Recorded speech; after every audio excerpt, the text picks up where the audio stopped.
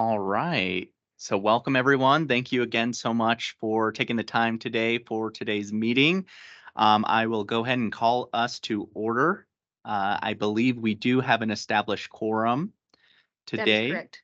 Excellent. Thank you, Laura. And with that said, we can go ahead and do a round of introductions. And Steve, if you don't mind kicking us off and then go around the room and then virtual, and I'll round us out. My name is Steve Frick, and I am the Teller County representative. Paula Levy, Colorado Springs representative.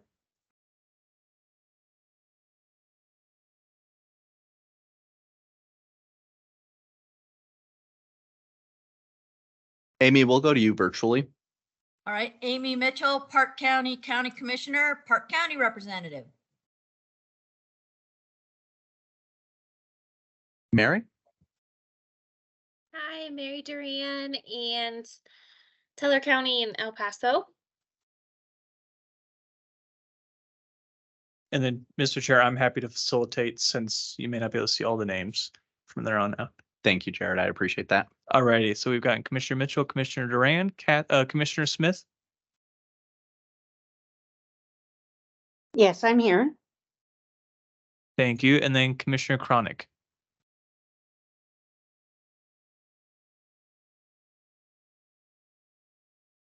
Or maybe Councilmember Cronick, depending on how. There you go. I'm here. Thank you. Sorry.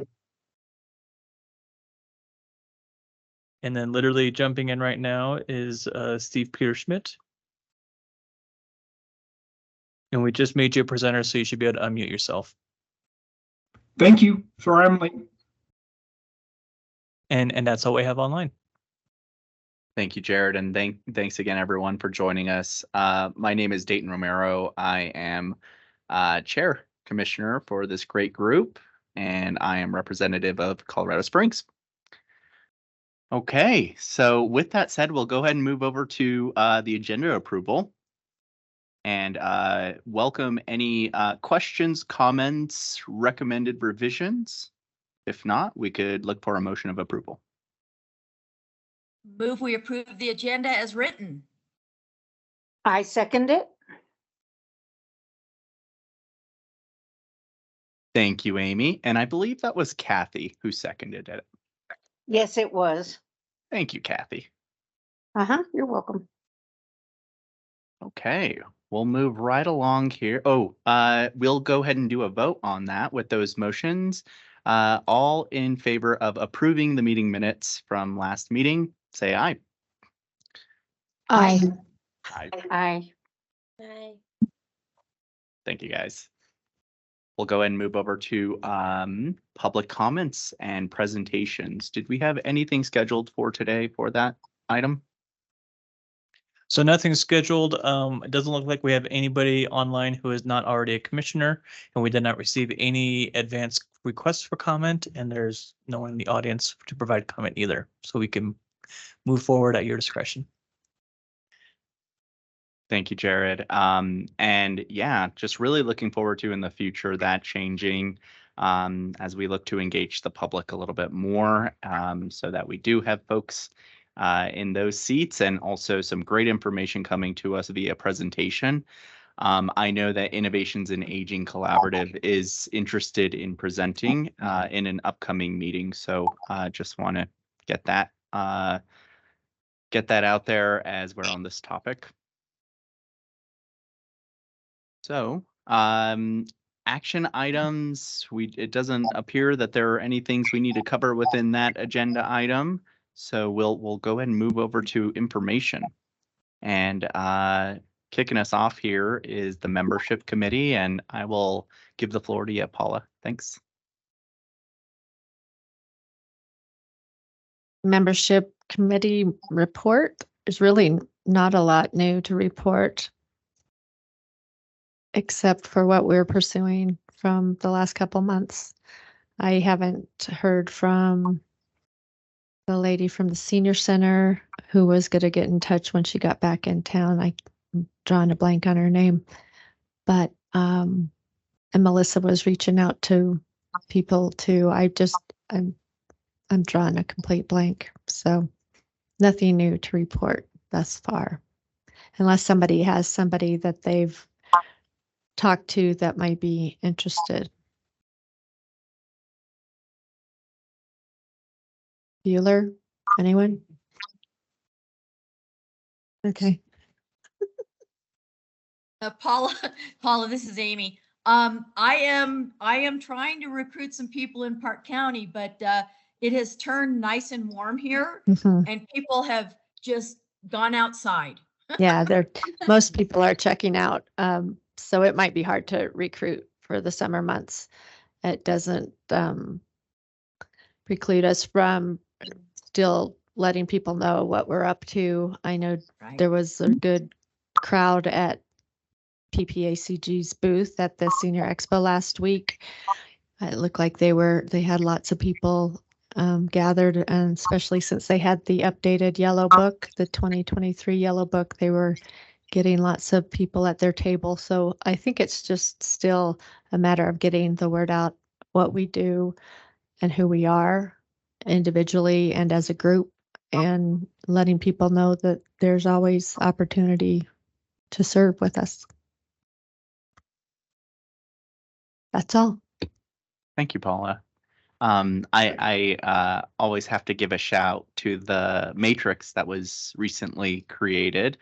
And you just always having a look at that and using that as kind of a guide of, where we can use some perspective or expertise in whatever areas or representation from whatever areas. So, if we can, maybe next meeting have essentially some highlights from that matrix so that we can collectively go through our mental Rolodexes and see who comes to mind with those areas in mind.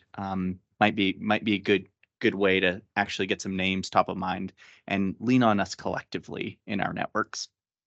So maybe that matrix could be included in the minutes and agenda that goes out for next month's meeting. That would be great. Thanks. Wonderful. We're moving right along here. So we'll go to the policy committee, and Amy has been doing a phenomenal job on keeping us informed on this front. So I will hand it over to you, Amy, for any updates from CCA. We have a meeting next Monday to go over legislative wins and legislative disasters. It depends on what perspective you're looking at, if there was a win or not. I believe SB 31 did pass.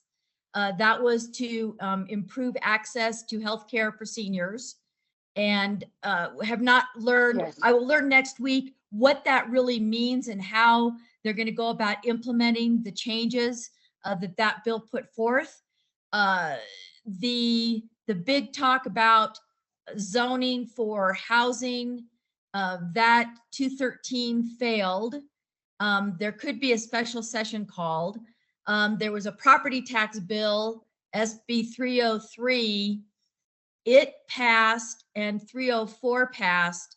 And that is going to be an ongoing big question about how we're going to deal with property taxes. But SB 108 passed, which is in my opinion, a benefit that will allow counties and municipalities, any property taxing authority, to lower their mill levy on an annual temporary basis. So every year they can lower their mill levy, and then it will reset back to the standard level each year to keep property taxes down and only take what the entity needs to run their operation. So we're just figuring out what's going on with all that. And I'd have to go back and look at I believe a couple other housing bills passed, but I did not put them on a list to talk about. But I can definitely give a really good ledge update next month if people are interested, or if they don't want to relive the session.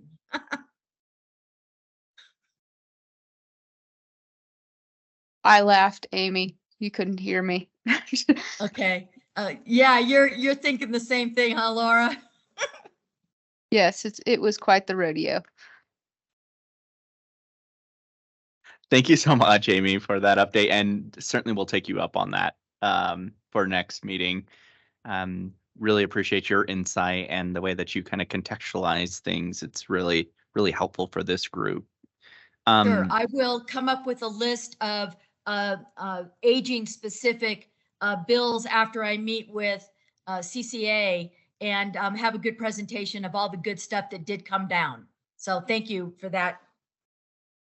Thank you, Amy. And I think speaking of contextualization, I also think about localization, right? So how these bills kind of funnel down and affect what we're seeing at the local level. Because I think a lot of these things that are happening legislatively are at times seem to be kind of big picture, and seeing to have the understanding of how or what they implicate in our day to day and seniors that we see here in our communities, I think is kind of something to really be intentional about as we talk about these things. So thank you again, Amy. Really appreciate you.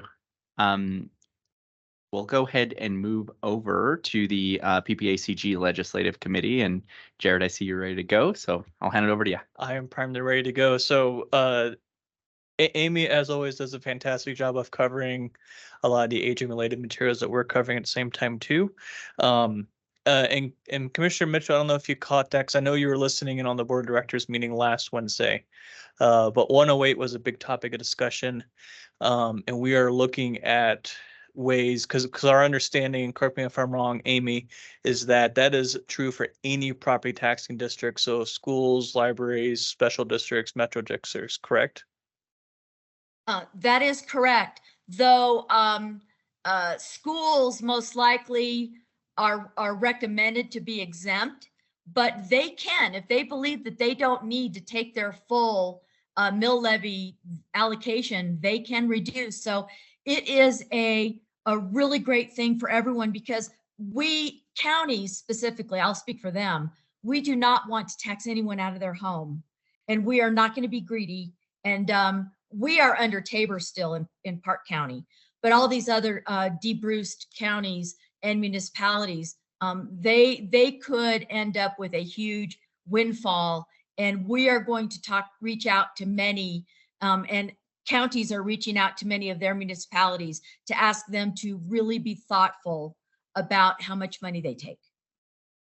And I mentioned that because that was something from the board of directors meeting, and it gets passed out outside the aging, but it obviously tax revenue is something that impacts everybody. So we are looking at trying to put something together with the assessors to kind of help brief all these different districts on what that entails. Because I think, especially on the county municipality side, they're following that very closely, but some of these others, especially some of these smaller districts, may or may not realize it as an option. So that is something we are looking to try to convene and just provide education. So I just mentioned that is not really an aging specific topic, but it was something that has had a lot of focus. Another bill that had a lot of focus but not really aging related was 213, and as Commissioner Mitchell mentioned, that did not go through last week. It is hard to believe that last Monday was the last day. It feels like that was about 6 months ago at this point. Just that last weekend was absolutely nuts. A lot of things went through. I would say in general, on the aging side, we were pretty pleased with how everything worked out. A lot of the bills that we supported are awaiting the governor's signature. So that's always encouraging. We were looking at a lot of bills. Land use was a big one. We were also looking at a lot of the greenhouse gas and ozone bills, because that will impact us, but not so much on the aging side. But yeah, of the bills that we were looking at, 1052 property tax exemption for veterans with disabilities, that is awaiting the governor's signature. Low income housing property tax exemptions, we supported that. That's awaiting the governor's signature. 36 veterans with disabilities property tax exemption requirements, we supported that, and that is awaiting governor's signature as well. And then Amy mentioned 31. that's also waiting governor's signature. So we are, I would say fairly pleased. The PPACG Legislative Committee will meet on June 5th for its session debrief. Everyone is more than welcome to listen in on that.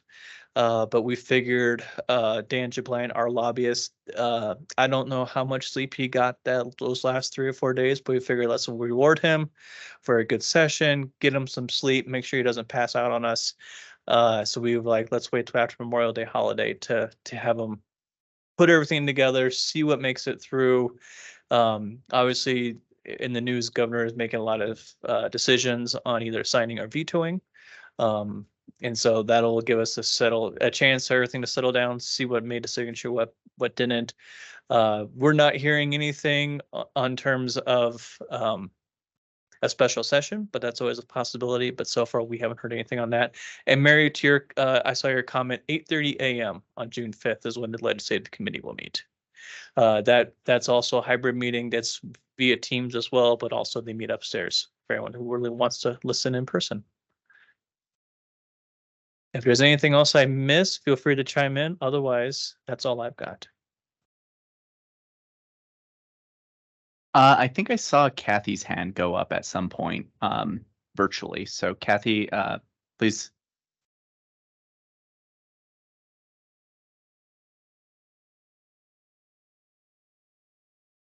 I think she may have jumped off.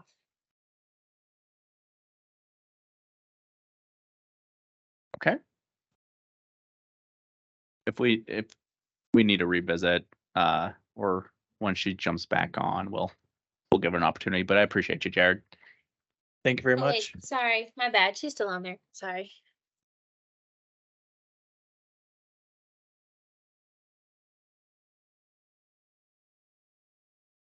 Give Kathy a moment. Kathy, if you could put something in the chat or say something to just ensure we're not missing your comments.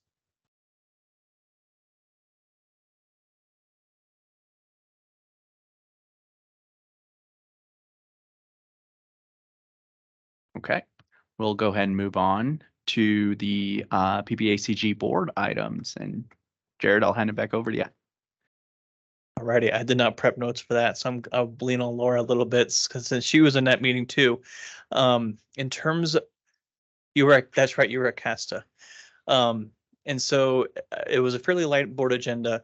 They also focused a lot on just end of session because that was a whole, I think, 36 or 30 hours after the session ended from when the board last met. Kathy, is that you? Did you need to chime in? No, you don't. I'm sorry. Okay. I didn't know if you needed to chime in on legislative.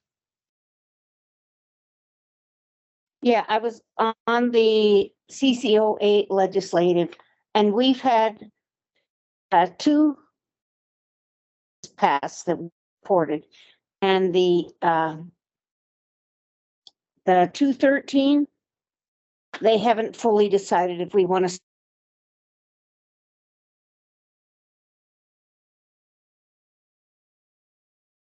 Kathy, you still there? Yes. Oh, shoot. Well, We got you there.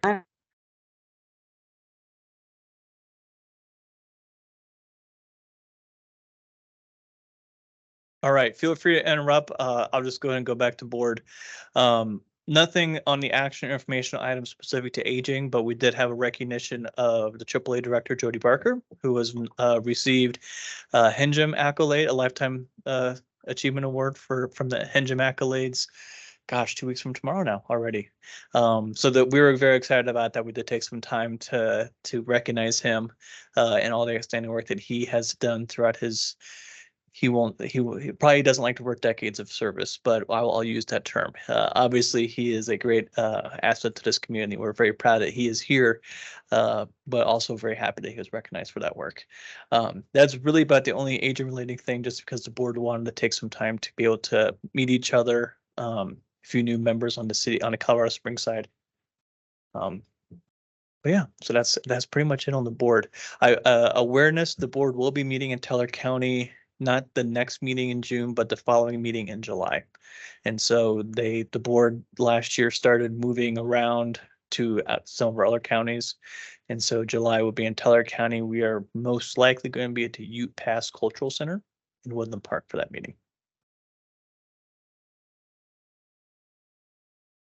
Thank you, Jared. Any questions from the group for Jared on any of those fronts? Congratulations, Jody. Holy smokes. Yeah. I wish he were here. I know he's strolling in a little late today, but yeah, big congrats to him.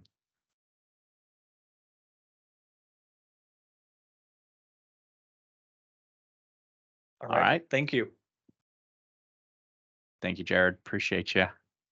We'll go and move over to chair report. I know kind of a pattern or a theme I've been sticking to within the chair report is some of the tangibles from our strategic planning meeting and what is actually unfolding from some of our efforts over the first quarter and now midway second quarter here in this year. And I'm very pleased to see some of the work, come to fruition from the board, from the commissioner matrix to our prioritization tool. And I regret missing last meeting because I know that, through exercise, some things really popped up where we might really benefit from public input, and utilizing prioritization questionnaire might be a really good exercise to be informed by those who are trying to provide our commission some information. So with that, I think it's a really good segue into the strategic planning. But with that said, I always am happy to answer any questions or open to any comments on the chair report item. So I'll open that up to the group if there are any.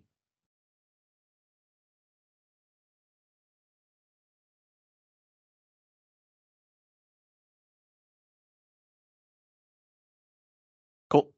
I just So- think we have, sorry, I think we have a good tool. We just have to start the process of putting it into action.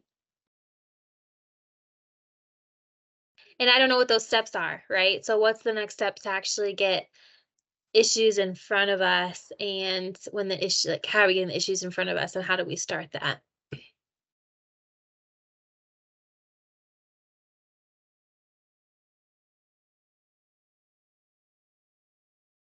Dayton, this is Steve. Maybe throw one more item in there as well.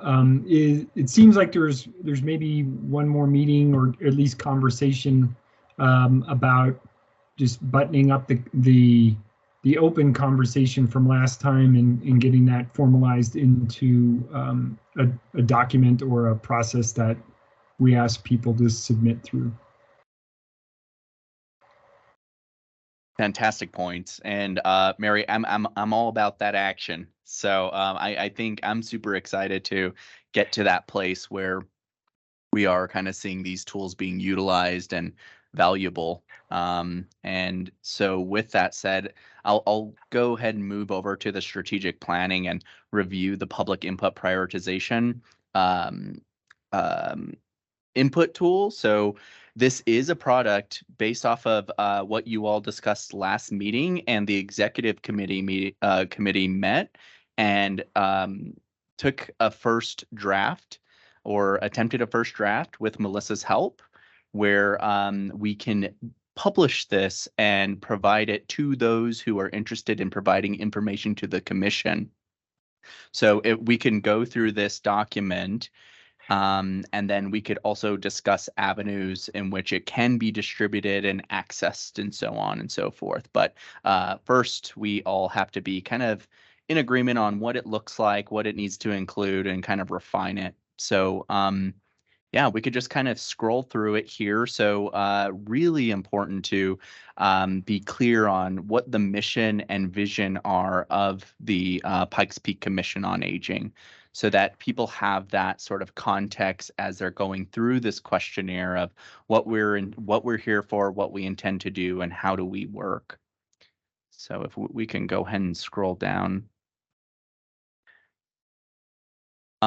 Also really clear on, what we do and what we don't do. I think that was a topic that we'd covered as an executive committee, and Amy and Paula certainly color in whatever I'm missing. That also seems like it was months ago that we met, and so do my best to recall. And so I know that some of these questions came up of that not only aligned with our prioritization tool, but also took from some samples that Paula was familiar with from another sort of world. So Amy and Paula, as we scroll through this, please, if you have anything to add, please do.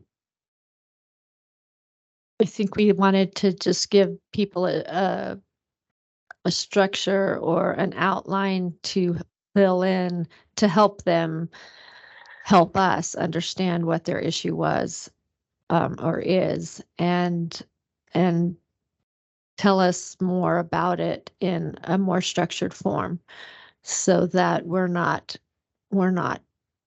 asking them the questions and drawing it out from them. They've already gone and laid it out for us, so that we better understand what their issue is, why it is a concern, and what is the need and market demand, and how can we put the pieces of the puzzles together to make a difference, or make a change, or fix the issue, or whatnot. So it just gives them a structure of a tool, I guess, to use, instead of just coming to us with lots of dialogue and nothing concrete for us to really look at and discuss. That was the point. Thank you. Thank you, Paula. Yeah, totally agree. It's kind of like somebody staring at a blank piece of paper and needing to write a report. When somebody comes, they know they've got a problem. They know that there's an issue they want to try to address, but they really don't even know how to go about providing the information to help create a starting point. And I think that these questions for this kind of like a initial survey form will also help us plug it into a matrix to decide, to figure out, how it aligns with where help can be found. So I think this is a really good tool, because if it's in writing, it's real. We can share it with people. We can use it to collaborate with maybe another entity that does focus on the issue at hand. So I think it's a really good place to start. And we won't know until we use it really how we need to tweak it. Thank you, Amy. I have a question about the so the second paragraph there, actions that do include introducing to partners, elected officials. Should we include that? Because do we know that we will actually do that? If we put that in there, that means that we're holding ourselves accountable to connecting people with elected officials. And taking a stand on policies, or so we're telling them we would take a stand on what they're presenting as well, which also may not be the case. We may not take a stand on what they're saying. So I'm just a little bit leery of adding that sentence in there. Yeah, I agree with you, Mary. Certainly an area we could clarify and really be more straightforward on what we can do with this information, right? Like whether it be connect you with resources, or I think something that had come up in that conversation, again, I'm recalling, is this commission is in a unique position to see things from kind of a higher level, from where the resources are, and also have this sort of insight on what's going on legislatively that has consequence on older adults. And so whether that be like, hey, where someone brings up a issue around long-term care facilities not being, there's none of them in this area, or there's food deserts in another area. we have that sort of bird's eye view in the legislative world to say, hey, this bill is being reviewed during the upcoming session. So call your representative. It's not necessarily us, on the forefront of that at that point, because we have our own internal process in which we are prioritizing and aligning and really figuring what we're getting behind. But in terms of, being that resource for people in the way that we're helping and supporting those who are making the effort to give us this information, I think giving resources of, hey, did you know this organization's working on this or does this? Or this legislative bill is happening that has something to do with what you're talking about. So you have representatives or legislatures who you might be able to reach out to. So I think kind of leveraging our perspective in that bird's eye viewpoint is something that we can really be clear on what we can do or can't.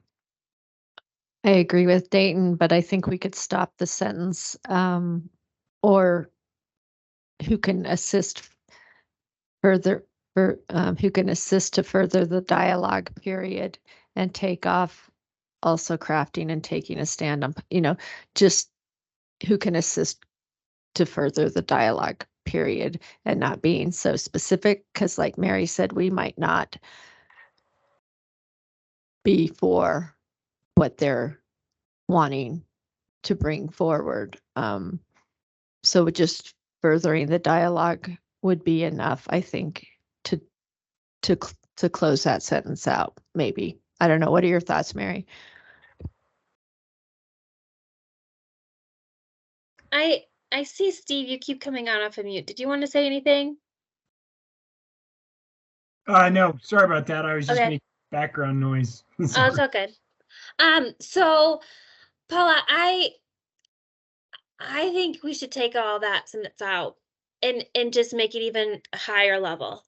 Like Dayton said, we can provide resources, we can listen, we can assess. I don't know. If I was someone coming with an issue and read this, be like, wow, they can do a lot. I really want, but we don't know our capacity yet. We don't know what we're going to be doing with that issue and how it's going to be absorbed with what we can do as a commission. So I think we need to spend some time rethinking what those actions are and how we actually list it to the community. Yeah, thank you, Mary. This is Amy. I totally agree with you. I think we can wordsmith this at maybe our next executive meeting to maybe say, this tool is for screening and can help us evaluate any actions that can be taken with pointing you in a direction to resources. I mean, we can do something with just a general overview of how we might be able to assist this person if we're going to point them in a direction and they go on their own, if we're going to try to take up their issue. I mean, I think we need it to be a little bit more general because we do not want to paint ourselves in a box. So thank you for that really good thoughtfulness on that sentence.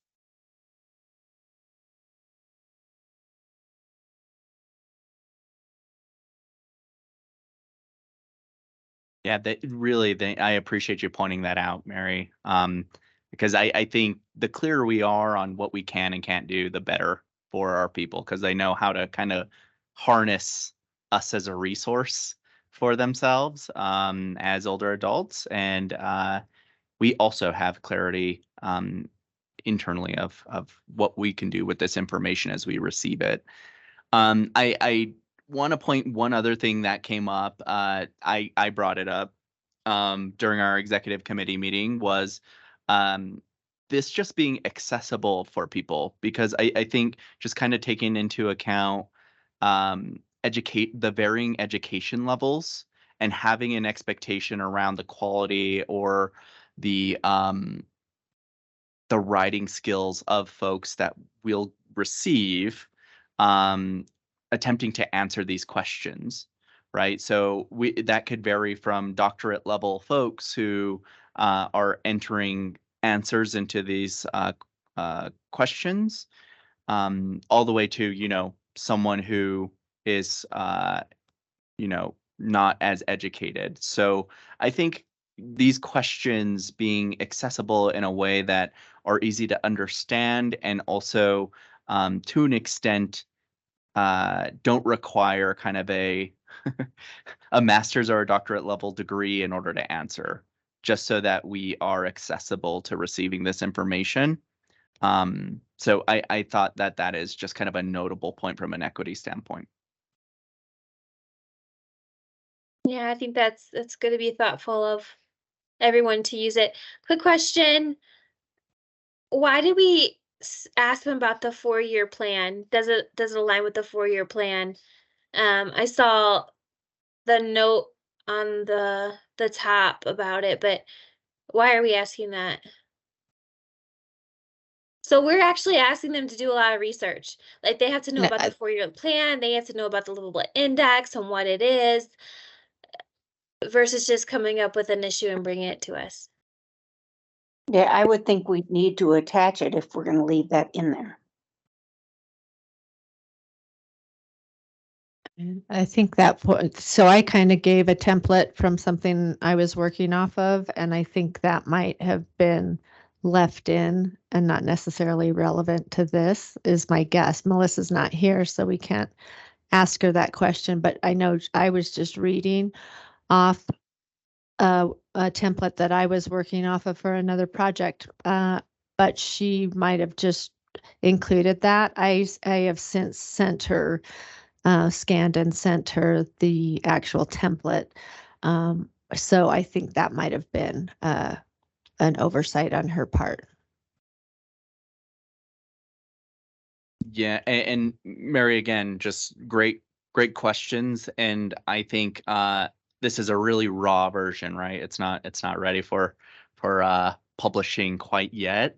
I say the word raw intentionally because you could actually see from our prioritization tool that this translates into a questionnaire, right? So like we have this prioritization tool that does include questions like the senior livability index or just really being on the pulse of those things. And this is its exact translation into questions. And now I think the further layer of refining is tailoring it for an audience in the community, older adult audience or whoever in the community so that they could answer it. Exactly. Looks like this was written from the perspective of us kind of as a review tool, and then we've got to tweak it to have it be out facing to the person coming to us for the help. So I think that we're on the right track though, and it's not going to take much to kind of flip it around to be a really good tool and helpful to anyone coming to us for help. I have a suggestion since Melissa is not here and I am trying to do as well as I can taking notes. But if you guys want to, as we're reviewing the document right now, submit your suggestions to Melissa on the document. I am taking notes, but if there are things that you are reviewing after this and have some language changes that you would like to include, I recognize Paula might have already sent some of those changes to her and that's not reflected in this document. But some of the language around the actions the PPCOA can do include introducing you to partners and elected officials, official language that you guys would like to change there. I think y'all had great points. If y'all can submit those to Melissa with your ideas on specific language to utilize there. Doing my best to capture it. I think there's a great conversation, but I think it would be good to include that language in an email to Melissa. Thank you so much for that, Laura. I couldn't agree more. And ideally, like timing wise, if we could get those before our next executive committee meeting, which I couldn't say when that is off the top of my head, but that would give us an opportunity to review and actually create that next draft of this, so that that could be just created and ready to go for our next meeting. Wednesday, June 7th. Thank you, Jody. And Steve, I see your hand up. Go ahead, sir. Yeah, I was just to add a quick question. When has this version been released? I would like to make, just do a run through of it. I'm not sure I have access to the most recent version.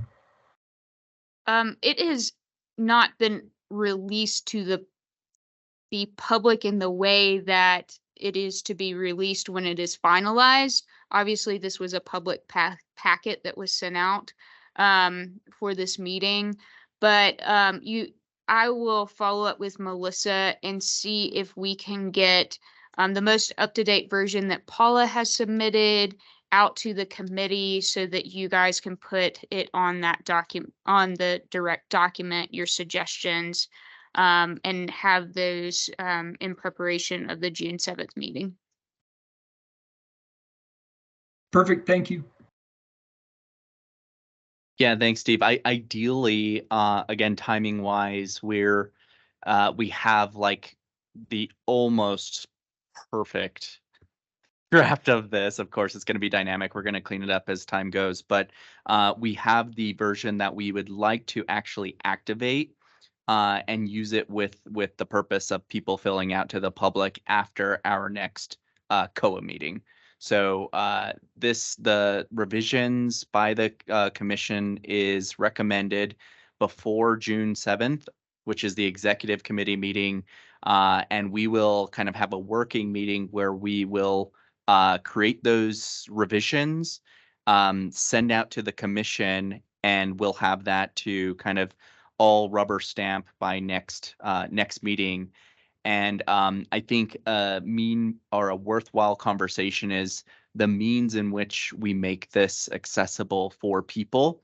So does this turn into a Microsoft Word document or a Microsoft Forms that's published on the PPACG website? Is it something that we distribute to senior centers? We have to figure a strategy in which we give people an opportunity to complete this questionnaire once it is in the version that we would like.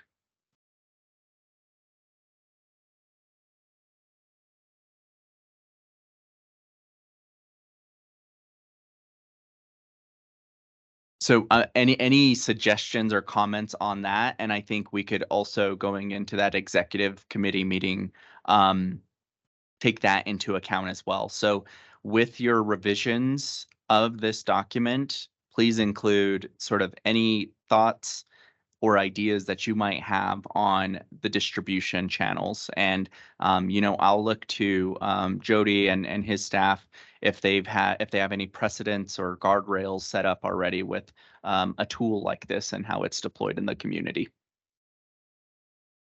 It sounds good, a good strategy, Dayton. I know this is our raw version, but just overall, my suggestion is it making it simple for people to fill out.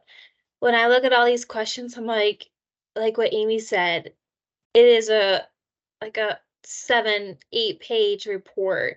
And I don't think that people are going to spend the time doing this if we're requiring this many questions in this level of detail.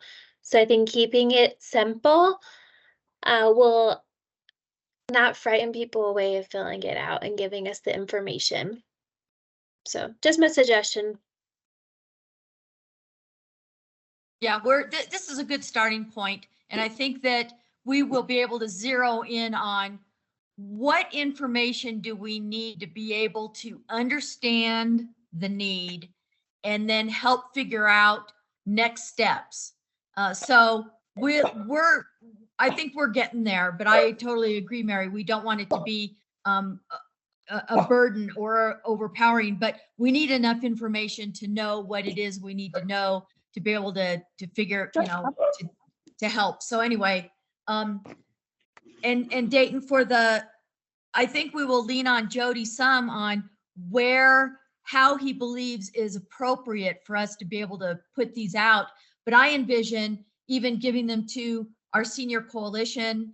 And we have 2 senior coalition and a senior in Bailey, and give them to them if an issue comes up that they think they need to kind of rise above the local area, they can use those tools. So I think we'll lean on Jody to help us figure out the best way to make them available. Yep.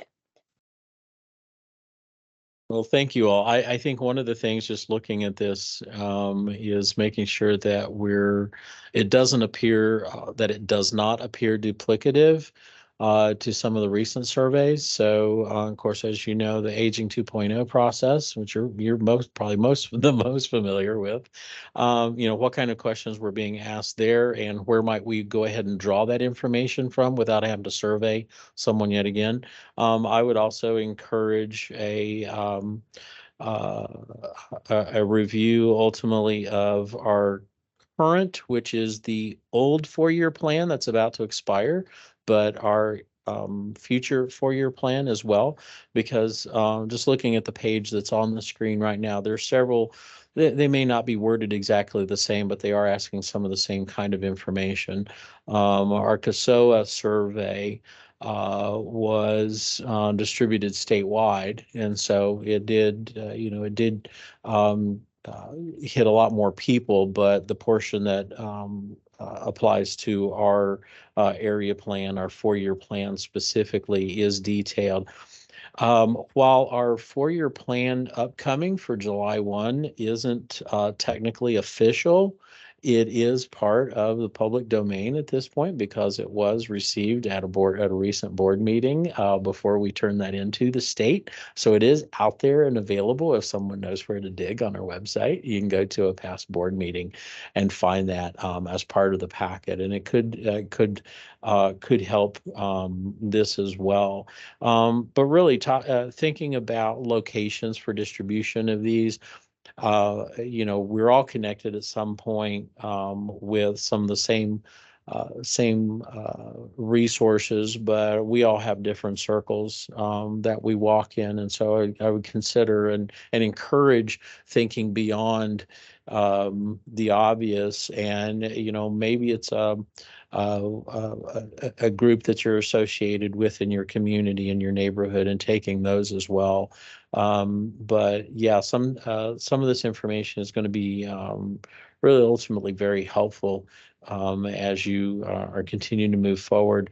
I would also, make sure that people understand in this, what is PPAAA and what is AARP Livability Index. And if they're not familiar with it, like on number 9, for example, maybe even a link or spelling out where they can find more information about that, because if they're not in surveys, that will tend to turn people off, and they either don't complete it, or they don't complete it fully, or they complete it not really understanding what we're asking. So, but I think once this is sorted, I think there's a great opportunity for collaboration with staff, as well as with you all, to figure out, and some of our community partners, about where this would go, and making sure that there's also a strong understanding with this of what the information is going to be used for.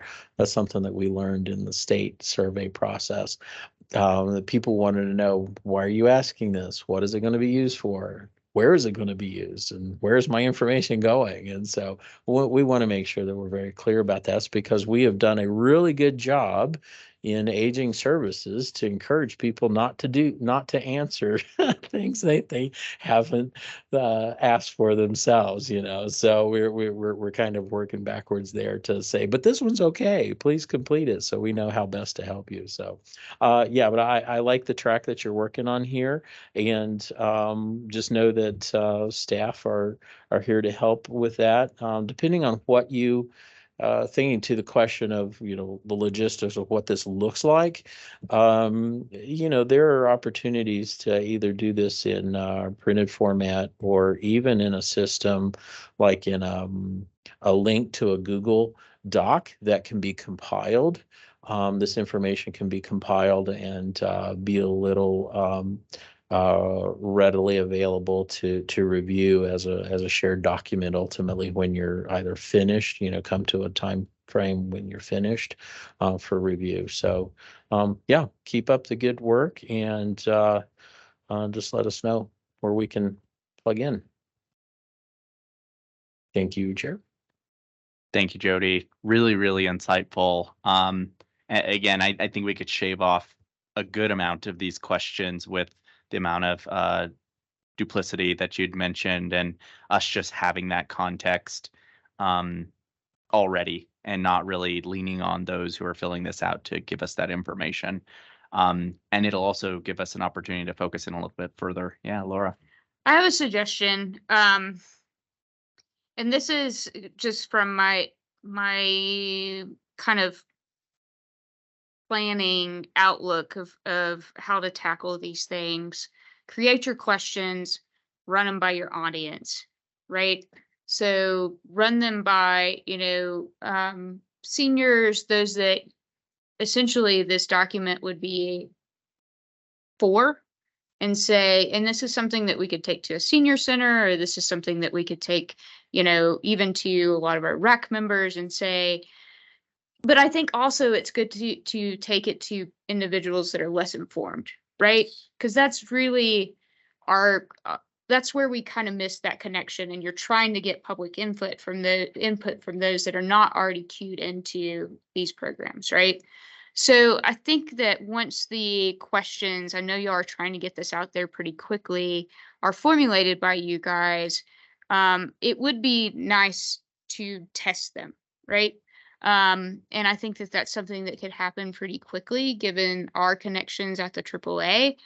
But I just highly suggest that, because I've learned that from a recent project where I started out with 10 questions and ended up with 3, and very much so more simplified language. And I think it helps you hear it from the horse's mouth of how they're interpreting these things, right? So just a suggestion. All great points, Laura. I couldn't agree more. And I think we'll navigate as an executive committee of how quickly we deploy, because if it's a matter of us refining during executive committee and not having to wait all the way until our next COA meeting, but more so we circulate amongst the commission via email and we all say, okay, this looks good, let's test it out, and might have some data or feedback for our next meeting, then that might be ideal. So we kind of get things stepping. And to your point on reaching those hard to reach populations, that's who we really should be targeting, because if you're reaching those folks, then the rest kind of comes, so I think it has to be multi-pronged, not only being available electronically, because there are people without internet access and digital skills to navigate an online survey, but also paper form that is easily filled out and translated to whatever repository that we create. So I think we have some good steps in front of us for this questionnaire. And I think with that said, I'll look for any final thoughts there. Otherwise, we'll look for everyone's input by June 7th on this. And you could speak to, again, the refinement of this questionnaire, both in wordsmithing format and any duplication in the questions. And then lastly, the possible distributions, the methods of distribution. And we'll look to get that going. Okay. So when you say, Yeah. sorry, possible where to send it, it is my kind of understanding that we would get like one here and there. Is it your understanding that we're gonna get like 50 of these and we have to work through all the issues? I'm just trying to understand where's everyone's thought around. I don't think we know until we try, Mary. Honestly, and I think we adapt to volume. If it's 5 of them versus 60 of them, we adapt and figure a way to aggregate. And yeah, that would be my recommendation.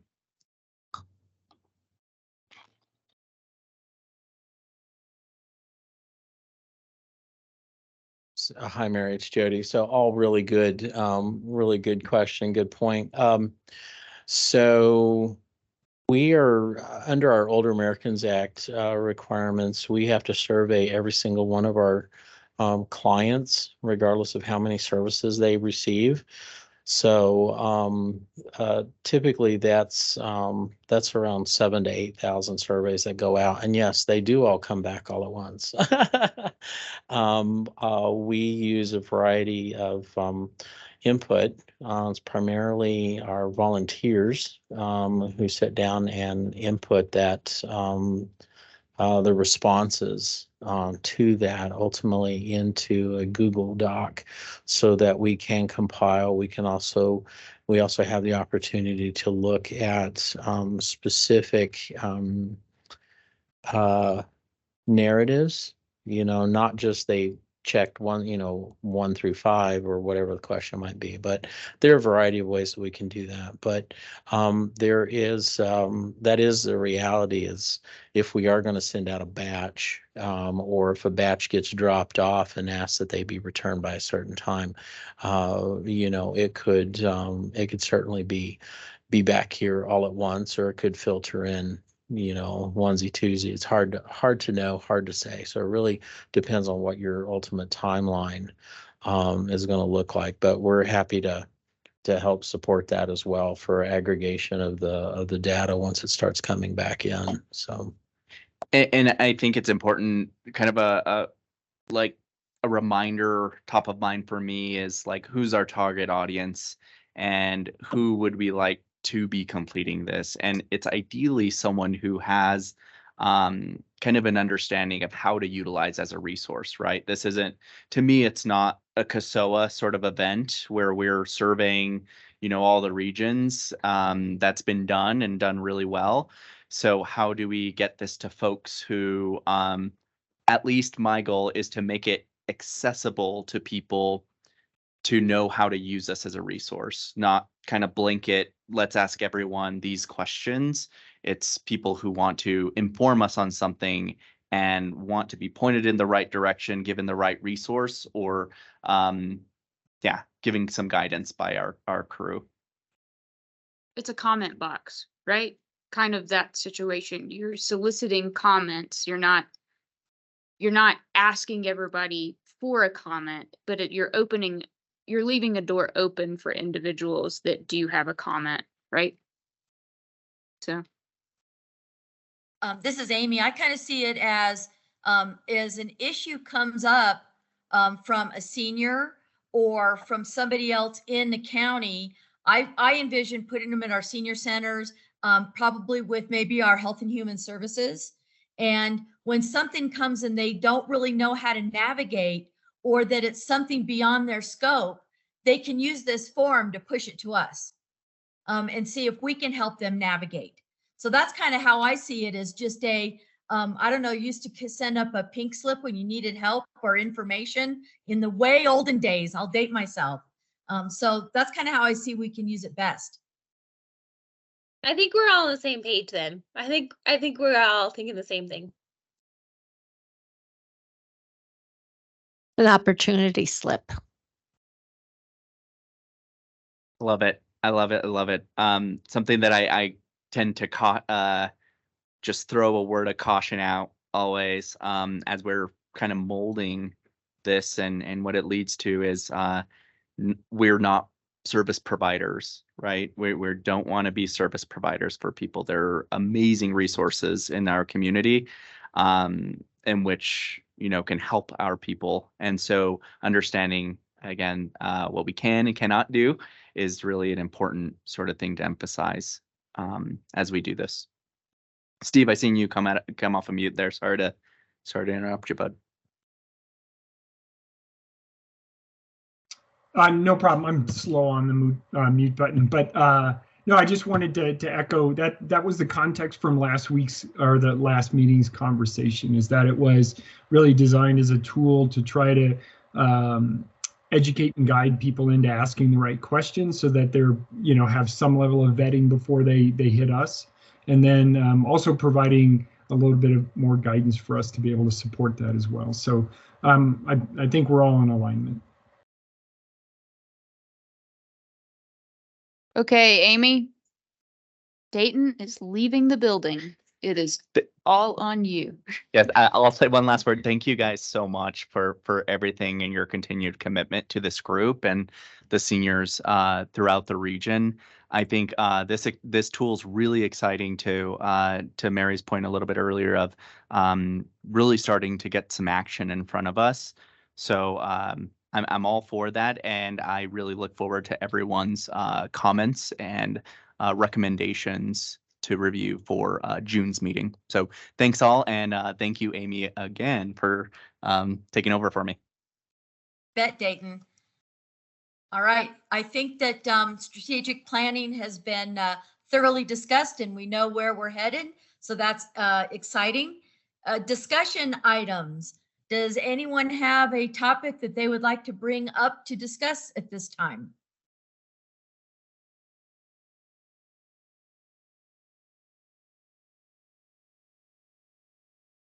Crickets. All right. Well, I learned, I don't know if we want to discuss this, but I learned from seeing Paula at the Pikes Peak Senior News Expo that she is in the process of opening an adult daycare, which I'm excited to hear, because looking at the need, there is a need for adult daycares, and we don't have very many of them in Colorado Springs, that is. So when I learned that she was doing that, I was very excited, and it came to mind to share to all of you. I can share. I didn't know if that was the right spot to share, but I am pursuing opening an adult day program. I prefer the word program to daycare because we're not talking about children, we're talking about adults, just for that food for thought. That's just something that gets under my skin when I hear adult daycare, because it's just more respectful when you say program or services. Anyway, yeah, senior specific. I saw Kathy's question in the chat. I was really pretty much devastated when I heard about Daybreak not surviving and closing the beginning of this year. I have my caregiver consulting platform that I have been doing for over a year, and most of those local clients that I have are in need of an adult day program. And it's going to be specific to dementia, well, not just dementia, but very similar to Daybreak, 60 and over, those with brain change, stroke, Parkinson's, traumatic brain injury, and those that are just prone to isolation and just cannot be left alone without supervision. Those who might be living with adult children, those whose spouses need a break for a day or a week or a couple hours, similar to Daybreak, in that we had adult children taking care of parents 24/7 and still working 8 to 5. So some people came 5 days a week, 8 to 6. Some people came just for 4 hours, and their loved one went home and slept for 4 hours while they were with us at Daybreak. So similar program. I am looking for a much larger space. Daybreak was 1,000 square feet and it was a home. So I am looking for a home-like environment. I've got my eye on a place just north of Penrose Hospital, and it's about 3,500 square feet. So that's what I'm going for. I'm pursuing my own nonprofit, although I just got accepted under the New Horizons Foundation umbrella. So I will be able to start applying for grants under their auspices and using their 501c3 very soon. So that's my goal, is to have a bigger and better adult day program in our community to serve that population. And Kathy, I saw your question about definition of isolation. Can you say more to that question? Or put something else in the chat?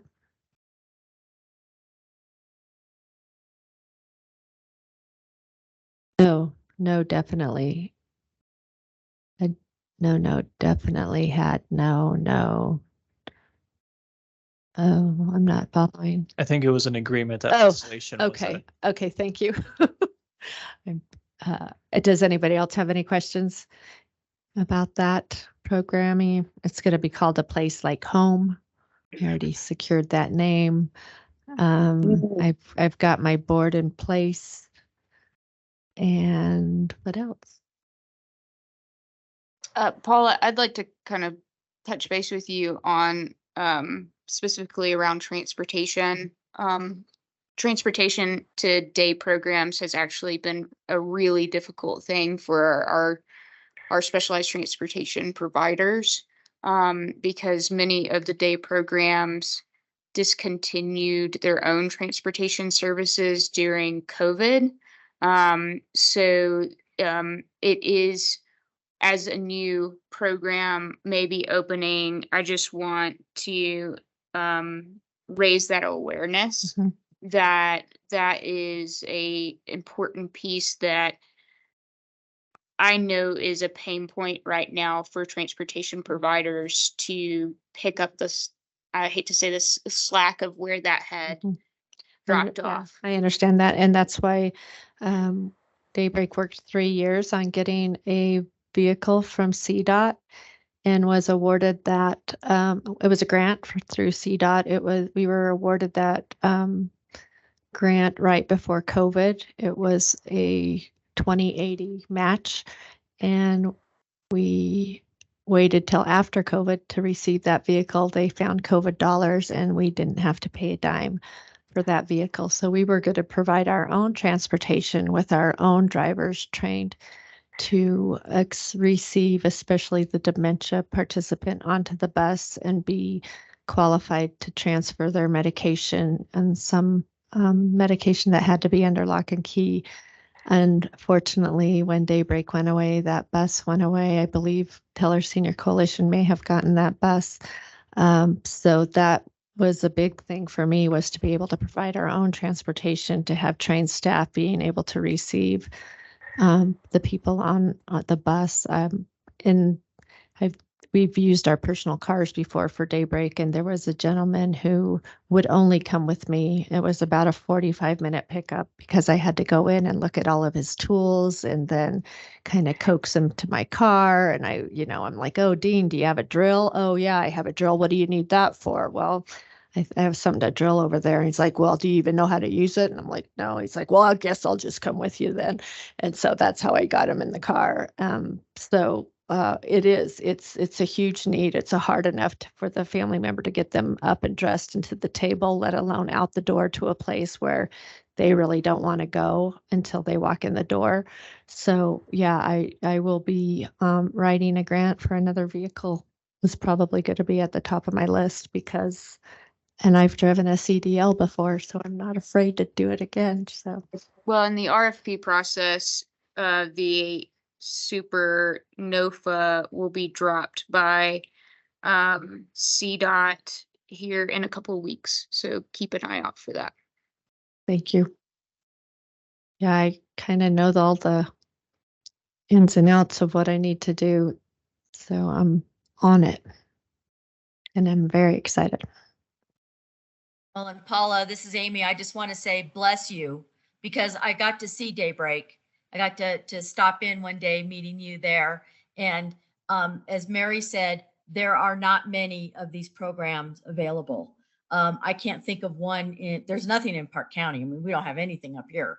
But it is really that respite to give a little bit of break to caregivers and to get some little more socialization for the folks who get to participate in the program. So excellent news that you are going to learn from Daybreak and create a new place like home.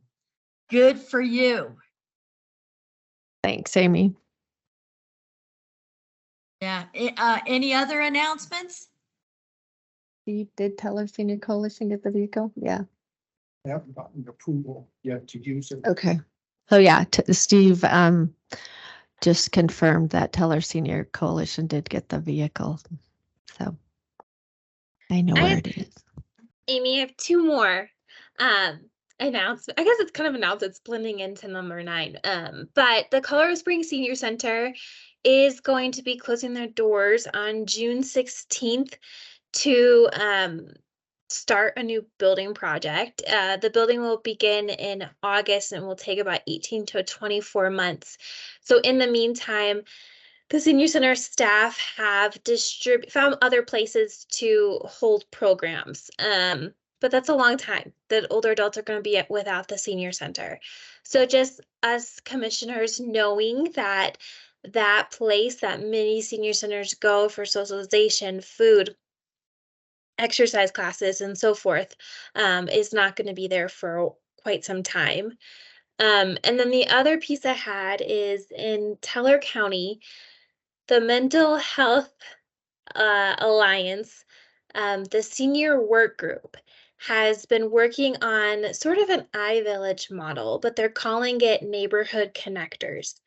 So they've put out information via Nextdoor app and through the police department to get volunteers to become a neighborhood connector. And what that neighborhood connector would do would be a liaison for their community. So they get to know their neighbors, get to know their needs, where they're at in life. It could be like a single mom, and it could be an older adult, it could be anyone, right? And then providing resources based upon a toolkit that the Teller Mental Health Alliance would give them, that would have lots of resources such as food, transportation. It'd point them back to where to go. So that's starting up. I think they're piloting that program with 2 or 3 volunteers. Ashley Shields is the one leading and heading it up, but I think it's great for us to know because it's really meeting a need more on a community level, and it's neighbor to neighbor, which I think is really great. So wanted to share those 2 points. You, Mary. Sounds like a really neat program. And a quick story, I tried to set up Nextdoor in Lake George, where I live, and they rejected my request because they said the territory was too large and the population was too small. So we have yet to be able to even get a Nextdoor app to alert somebody when we've found their dog. So anyway, but it sounds like a really great program, and I hope it sees good success. Anyone else want to, we'll just say discussion item or announcements?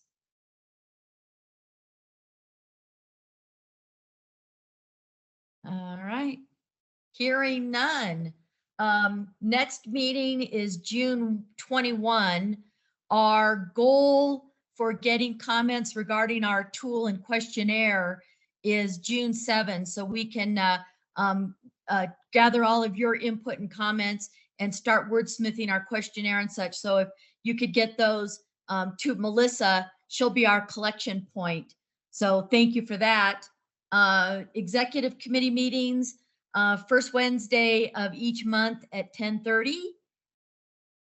And those are on by Zoom. And policy committee meetings to be determined, and PPACG meetings, go to the website. Boy, they have lots of stuff going on with RAC and AAA. And so you can get as much information as you choose to find. So anyone have any last comments before we adjourn?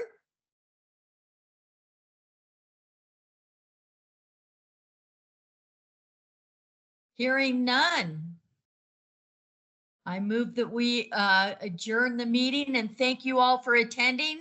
It's great to see you all, and we're getting close to really seeing some activity, so thank you.